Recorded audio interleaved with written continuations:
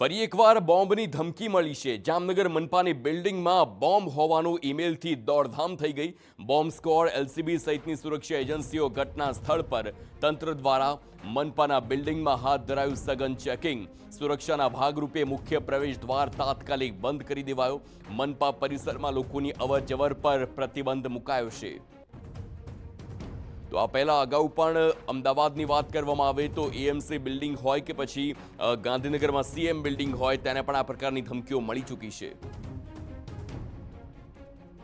આજે સવારે કોર્પોરેશનની અંદર એક મેલ આવેલો જેની અંદર કોર્પોરેશનના પાર્કિંગ અને બિલ્ડિંગમાં કોઈ જગ્યાએ બોમ્બ મૂકવામાં આવેલો છે એવા એની અંદર માહિતી હતી અને એ માહિતીને આધારે અમે લોકોએ તાત્કાલિક સુરક્ષાના પગલાં લેવા માટે થઈ પોલીસની ટીમને બોમ્બ સ્ક્વોડ, ડોગ સ્ક્વોડ વગેરેની જાણ કરી અને તાત્કાલિક બિલ્ડિંગ ખાલી કરાવી સ્ટાફ અને જે કંઈ જાહેર જનતા આવી ચૂકી હતી, અરજદારો આવી ચૂક્યા હતા એ બધાને બિલ્ડિંગમાંથી સલામત સ્થળે ખસેડી અને અત્યારે હાલમાં બિલ્ડિંગની અંદર એ સુરક્ષા સઘન ચેકિંગ કરે છે।